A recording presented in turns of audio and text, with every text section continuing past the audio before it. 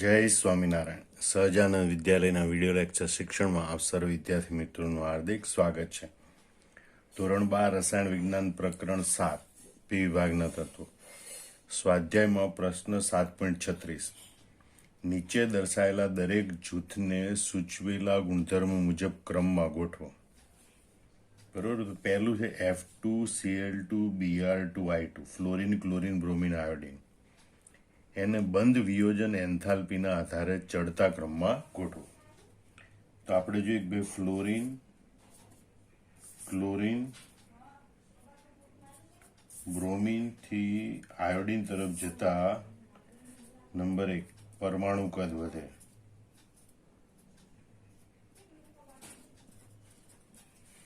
અને એટલે FF બંધ લંબાઈ પણ વધે. એટલે આપણે એમ કહીએ કે XX બંધ લંબાઈ વધે. હેલોજનની બંધ લંબાઈ ફ્લોરિન વચ્ચેની બંધ લંબાઈ કરતા ક્લોરિન, એના કરતા બ્રોમિન, એના કરતા આયોડિનની બંધ લંબાઈ વધે. એટલે જેમ પરમાણુ કદ વધે એમ બંધ લંબાઈ વધે. બંધ લંબાઈ વધે તો બંધ નિર્બળ બને, એટલે બંધ વિયોજન એન્થાલ્પી ઘટે. અને એટલે બંધ વિયોજન એન્થાલ્પીનો ક્રમ આયોડિનમાં સૌથી ઓછી બંધ એન્થાલ્પી હોય, કારણ કે બંધ સૌથી મોટો છે, બંધ નિર્બળ હોય, બંધ તોડવા માટે ઓછી ઉર્જાની જરૂર પડે. એટલે આયોડિન એના કરતાં બ્રોમિનની વધારે, એના કરતાં ક્લોરિનની વધારે, એના કરતાં F2ની વધારે હોવી જોઈએ. પણ આ ક્રમ સાચો નથી, કારણ કે એક અપવાદરૂપ ઘટના બને છે કે ફ્લોરિન પરમાણુ પર જે અબંધકારક ઇલેક્ટ્રોનિક મળે, ફ્લોરિન પરમાણુનું કદ નાનું,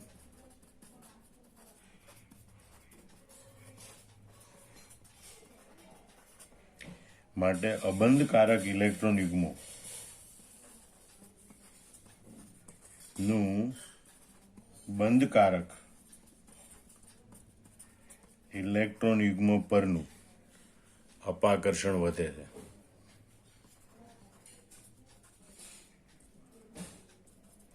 જે બંધને નિર્બળ બનાવે અને બંધ વિયોજન એન્થાલ્પી ઘટાડે. અને એટલે ફ્લોરિનની બંધ વિયોજન એન્થાલ્પી ક્લોરિન અને બ્રોમિન કરતાં પણ ઓછી થઈ જાય છે. અને એટલે બંધ વિયોજન એન્થાલ્પીનો ક્રમ, સાચો ક્રમ આપણને આ પ્રમાણે મળે છે. I2 કરતાં ફ્લોરિનની બંધ વિયોજન એન્થાલ્પી વધારે, એના કરતાં બ્રોમિનની, એના કરતાં ક્લોરિનની. ખાસ યાદ રાખવા જેવી બાબત છે એ આ છે કે ફ્લોરિનનું કદ નાનું, એટલે જે અબંધકારક ઇલેક્ટ્રોન યુગ્મ છે એ એટલા બધા બંધકારક ઇલેક્ટ્રોન યુગ્મથી નજીક હોય કે એમની વચ્ચેનું અપાકર્ષણ બળ ઘણું વધે, જે આ બંધ તોડવો સરળ બનાવે. અને એટલે એની બંધ વિયોજન એન્થાલ્પી ઘટે.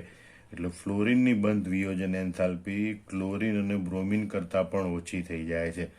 અને એટલે એનો બંધ વિયોજન એન્થાલ્પીનો ક્રમ I2 greater than F2 greater than Br2 greater than Cl2 એ પ્રમાણે ચડતો ક્રમ જોવા મળે છે. હવે આપણે બીજો પ્રશ્ન જોઈએ. HF, HCl, HBr, HI એને એસિડ પ્રબળતાના ચડતા ક્રમમાં ગોઠવો. તો અહીંયા પણ ફરીથી આપણે જોઈએ ફ્લોરિન, ક્લોરિન, બ્રોમિન, આયોડિન તરફ જતા પરમાણુ કદ વધે. અને માટે HX સંયોજનો, હાઇડ્રોજન હેલાઇડ સંયોજનો હોય એની બંધ લંબાઈ પણ વધે. HF કરતાં HClની બંધ લંબાઈ વધારે હોય, એના કરતાં HBrની બંધ લંબાઈ વધારે હોય, એના કરતાં HIની બંધ લંબાઈ વધારે હોય. એટલે પરમાણુ કદ વધે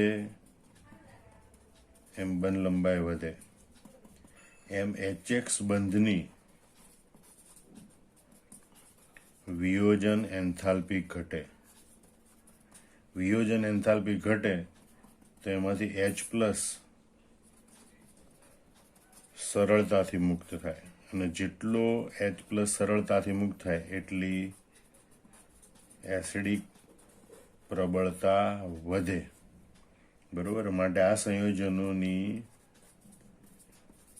એસિડિક પ્રબળતા એનો ચડતો ક્રમ આપણને આ પ્રમાણે જોવા મળે કે HF બંધ વિયોજન એન્થાલ્પી વધારે એટલે બંધ તોડવો મુશ્કેલ, એટલે H+ જલ્દી મુક્ત ના થાય, એટલે એની એસિડિક પ્રબળતા સૌથી ઓછી. ત્યાર પછી HClની એસિડિક પ્રબળતા એના કરતાં વધારે, HBrની એના કરતાં વધારે, HI એ આ 4 એસિડ પૈકી સૌથી પ્રબળ એસિડ છે અને HF એ આ 4 એસિડમાં સૌથી નિર્બળ એસિડ છે. હવે આપણે ત્રીજું જોઈએ, NH3, PH3, SH3, SbH3 અને BiH3. બરાબર, એની બેઝિક પ્રબળતાના ચડતા ક્રમમાં ગોઠવો. તો એ બેઝિક પ્રબળતા કોની પર આધાર રાખે? એક તો ઇલેક્ટ્રોન યુગ્મ પ્રદાન કરવાની વૃત્તિ પર આધાર રાખે. જેટલી સરળતાથી ઇલેક્ટ્રોન યુગ્મ પ્રદાન કરે એટલી બેઝિકતા વધારે હોય. બીજું, પ્રોટોન પ્રાપ્ત કરવાની વૃત્તિ પર આધાર રાખે. જેટલી સરળતાથી પ્રોટોન પ્રાપ્ત કરી શકે એટલી બેઝિક પ્રબળતા વધારે હોય. ત્રીજું, પ્રોટોન પ્રાપ્ત કર્યા પછી બનતા સંયુગ્મ એસિડની સ્થાયીતા પર આધાર રાખે. બનતો સંયુગ્મ એસિડ જેટલો વધુ સ્થાયી એટલી બેઝિક પ્રબળતા વધારે. અને જો સમાન પ્રકારના અણુ હોય તો મધ્યસ્થ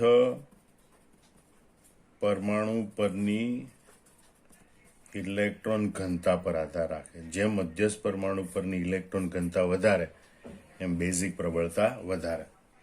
હવે અહીં આપણે નાઇટ્રોજનથી, ફોસ્ફરસથી, આર્સેનિકથી, એન્ટીમનીથી બિસ્મથ તરફ જઈએ એમ પરમાણુ કદ વધે. બરાબર, અને એટલે NH3 થી માંડીને BiH3 દરેકમાં મધ્યસ્થ પરમાણુ પર જે ઇલેક્ટ્રોન યુગ્મ છે તે ક્રમશઃ મોટા કદની કક્ષકમાં ગોઠવાય અને તેથી મધ્યસ્થ પરમાણુ પરના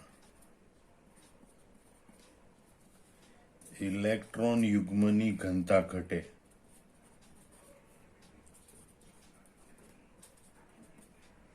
અને માટે બેઝિકતા ઘટે.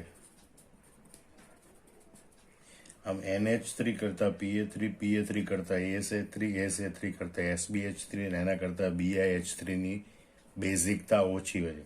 પણ આપણે ચડતા ક્રમમાં ગોઠવું જોઈએ એટલે આપણે એમ પહેલા લખીશું BiH3 એના કરતાં વધુ પ્રબળ, SbH3 એના કરતાં વધુ પ્રબળ, ASH3 એના કરતાં વધુ પ્રબળ, PH3 અને આ બધામાં સૌથી પ્રબળ NH3 બેઝિક હોય છે. એટલે કે NH3 ની બેઝિક પ્રબળતા આ બધામાં સૌથી વધારે હોય. એટલે આ બધા માટે NH3, PA3, ASA3, SbH3, BiH3 માટે બેઝિક પ્રબળતાનો ક્રમ આ પ્રમાણે જોવા મળે છે. પ્રશ્ન 7.37, નીચેના પૈકી કયું સંયોજન અસ્તિત્વ ધરાવતું નથી? તો અહીં જો નિયોનની પ્રથમ અને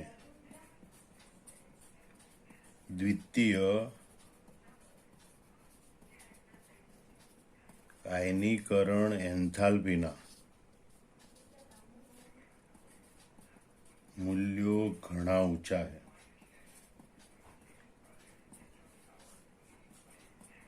તેથી તે Ne માંથી Ne2+ તરીકે આયનીકરણ પામી શકતું નથી. બરોબર, અને માટે NeF2 અસ્તિત્વ ધરાવતું નથી. જ્યારે ઝેનોનની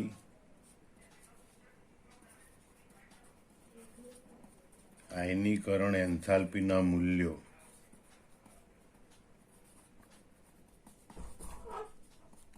પ્રમાણમાં ઓછા હોય.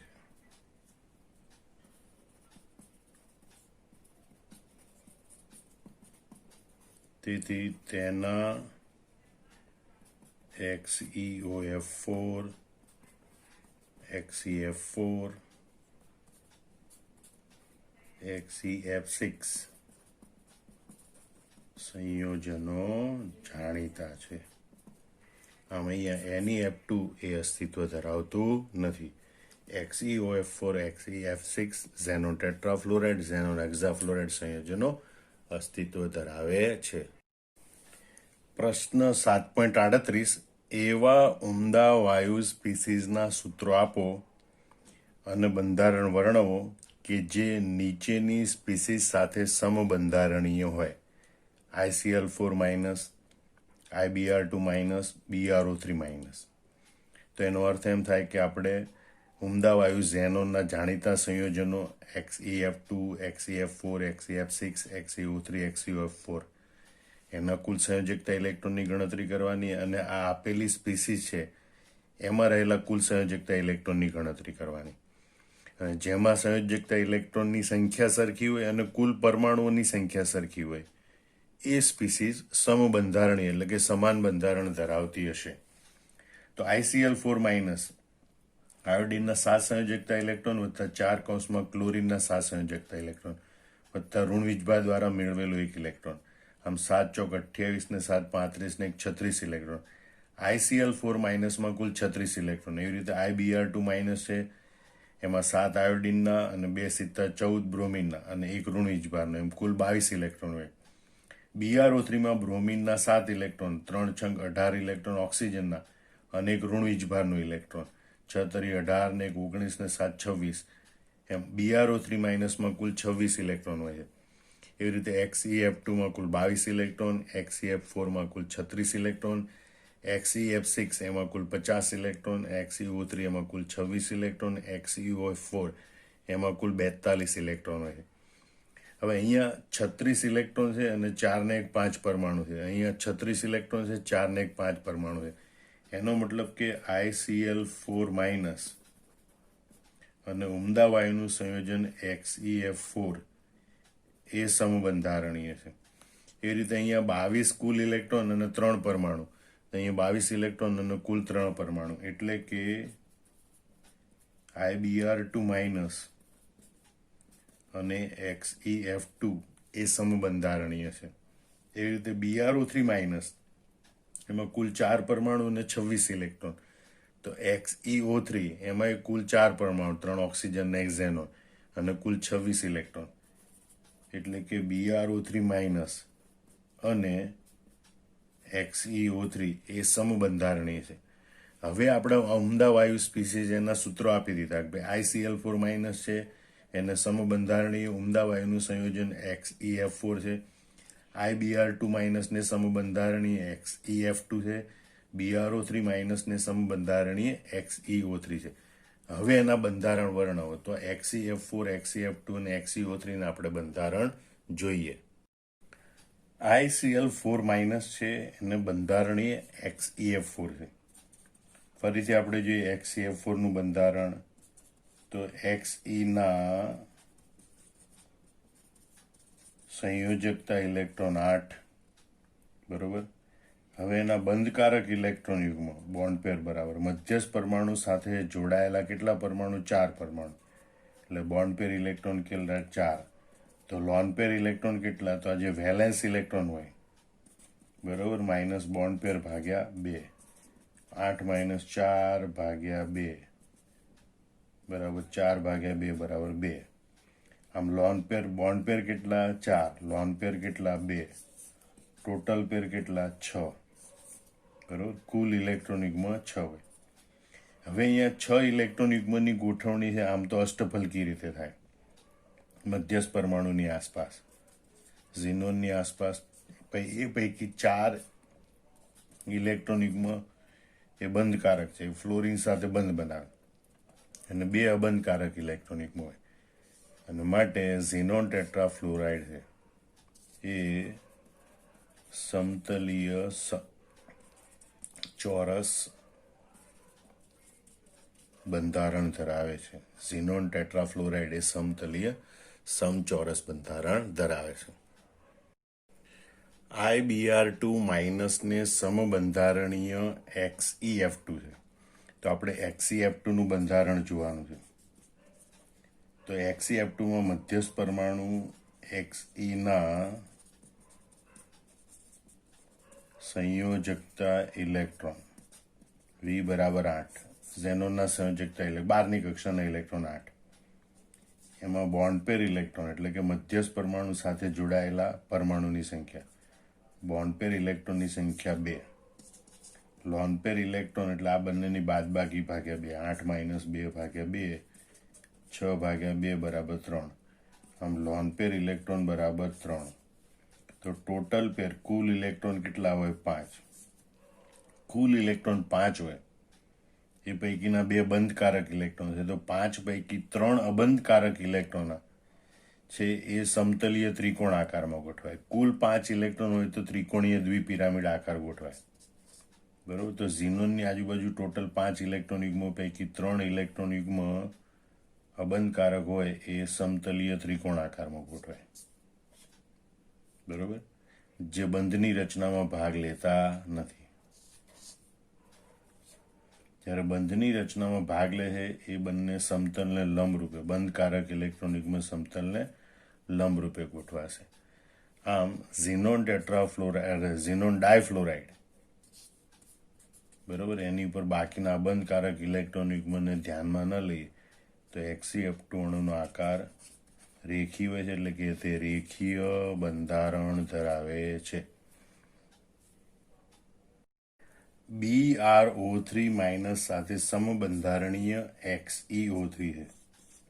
તો આપણે XeO3 નું બંધારણ જોવાનું છે. એમાં મધ્યસ્થ Xe પરમાણુના સંયોજકતા ઇલેક્ટ્રોનની સંખ્યા 8 હોય છે. એમાં બોન્ડ પેર ઇલેક્ટ્રોન, બંધકારક ઇલેક્ટ્રોન યુગ્મ આમ 3 ગણવાના કે ભાઈ 3 પરમાણુ જોડાયેલા છે, પણ બંધકારક ઇલેક્ટ્રોન યુગ્મ કુલ કેટલા જોઈએ? 6. કારણ કે ઓક્સિજન પરમાણુ છે એની ખાસિયત એકમાત્ર એ છે કે જે દરેક ઓક્સિજન પરમાણુ મધ્યસ્થ પરમાણુ સાથે દ્વિબંધ રચે, એટલે 3 દ્વિબંધ એટલે કુલ 6 બંધકારક ઇલેક્ટ્રોન યુગ્મ વપરાય છે. તો લોન પેર ઇલેક્ટ્રોન કેટલા? તો કે 8 - 6 ભાગ્યા 2, 8 - 6 બંધકારક ભાગ્યા 2, 2 ભાગ્યા 2 બરાબર 1. બરોબર. એટલે આમ કુલ કેટલા ઇલેક્ટ્રોન યુગ્મો ગોઠવાના મધ્યસ્થ પરમાણુ? આના આસપાસ 3 અને 1 4. એટલે 4 ઇલેક્ટ્રોન યુગ્મો મધ્યસ્થ પરમાણુની આસપાસ ગોઠવાના, પૈકીના 3 ઓક્સિજન સાથે જોડાય, જે ડબલ બોન્ડથી જોડાય, અને 1 ઇલેક્ટ્રોન યુગ્મ લોન પેર એટલે કે અબંધકારક બાકી રહે છે. બરોબર. આમ ઝીનોન ટ્રાયોક્સાઇડ, બરોબર, એનું બંધારણ આ રીતે ગણીએ તો ત્રિકોણીય પિરામિડ હોય છે. ત્રિકોણીય પિરામિડ બંધારણ ધરાવે છે. પ્રશ્ન 7.39. ઉમદા વાયુઓ શા માટે પ્રમાણમાં મોટા આણ્વિક કદ ધરાવે છે? તો આપણે જાણીએ કે ઉમદા વાયુઓ ઇલેક્ટ્રોન મેળવતા નથી, ઇલેક્ટ્રોન ગુમાવતા નથી, ઇલેક્ટ્રોનની ભાગીદારી કરતા નથી, અને માટે ઉમદા વાયુઓ છે એ અણુ રચી શકતા નથી. અને એટલે તેઓ માત્ર વાંડરવાલ ત્રિજ્યા ધરાવે છે, સહસંયોજક ત્રિજ્યા ધરાવતા નથી. હવે વ્યાખ્યા મુજબ આપણે જાણીએ કે ભાઈ વાંડરવાલ ત્રિજ્યા એ સહસંયોજક ત્રિજ્યા કરતાં ઘણી વધારે હોય છે. બરોબર. જો વાંડરવાલ ત્રિજ્યા વધારે હોય તેનો મતલબ કે ઉમદા વાયુઓ છે એમના કદ પણ ઘણા મોટા હોય, અને એટલે જ ઉમદા વાયુઓ તેમના અનુવર્તી આવર્તના તત્વની સરખામણીમાં ઘણા મોટા કદ ધરાવતા હોય છે. ફરીથી સમજી લો, ઉમદા વાયુઓ અણુ રચી શકતા નથી, એટલે તેઓ માત્ર વાંડરવાલ ત્રિજ્યા ધરાવે, સહસંયોજક ત્રિજ્યા ધરાવતા નથી. વળી વાંડરવાલ ત્રિજ્યા એ સહસંયોજક ત્રિજ્યા કરતાં ઘણી વધારે હોય, અને માટે ઉમદા વાયુઓ તેમના અનુવર્તી આવર્તના તત્વોની સરખામણીમાં ઘણા મોટા આણ્વિક કદ ધરાવે છે. જય સ્વામિનારાયણ.